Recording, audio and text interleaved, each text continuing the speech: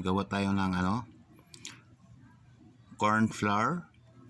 Ito po yung bigas ng mais. Tsaka ito guys, tinakal namin to guys. Kung gaano po yung karami yung mga mais, yung corn grits, ganun itong karami itong tubig guys. Ibibili natin to para makagawa tayo ng homemade corn flour. So tara guys.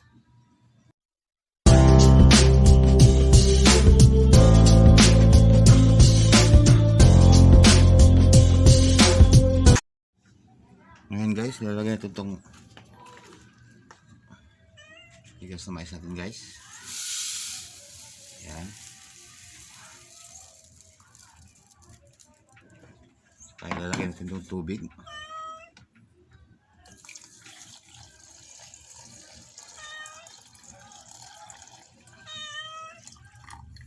Yan na po siya guys. Ibibili natin to guys. Gagamit ako ng blender guys. Ito guys, blenders is 850 watts.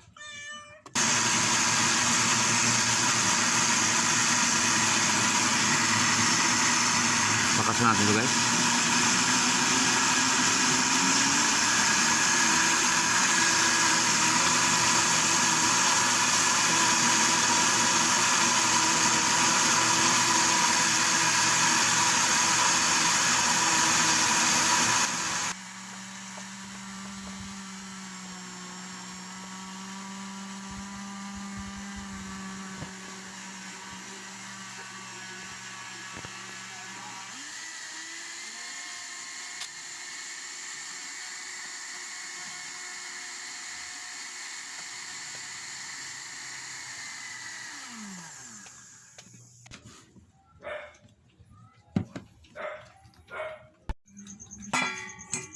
Ayan guys, sasalain natin.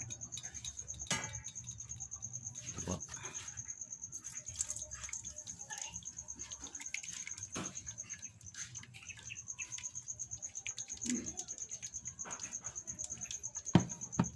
Sasalain natin to guys kasi bagal talaga to guys.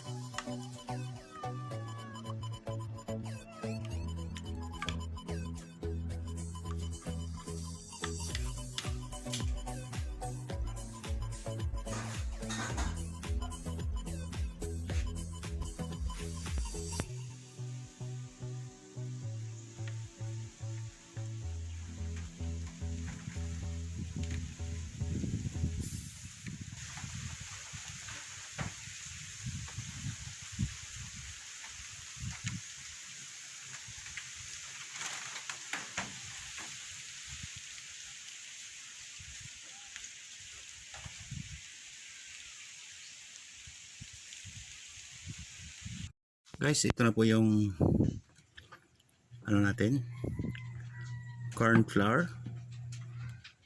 Gamit ko to guys is air dry kasi rainy days ngayon, mas mainam pag sun dry guys. So ito guys, ito na siya ngayon guys. So, ito na po siya guys. So kung may sun dry guys, mas maganda. Pero pagkatapos ito guys, i-blend natin ulit para madurog kasi namumuo siya. So ito lagyan ko ng filter guys, dito ko lang sa loob ilalagay para pag masasala talaga yung mga buo-buo.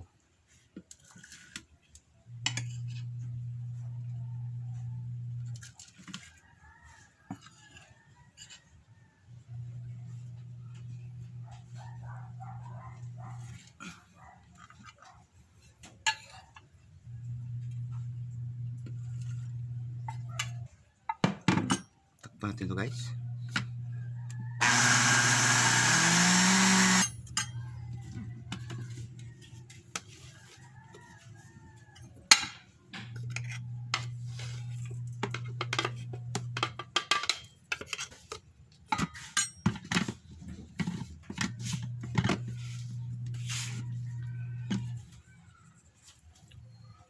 So ito na po yun guys, corn flour natin.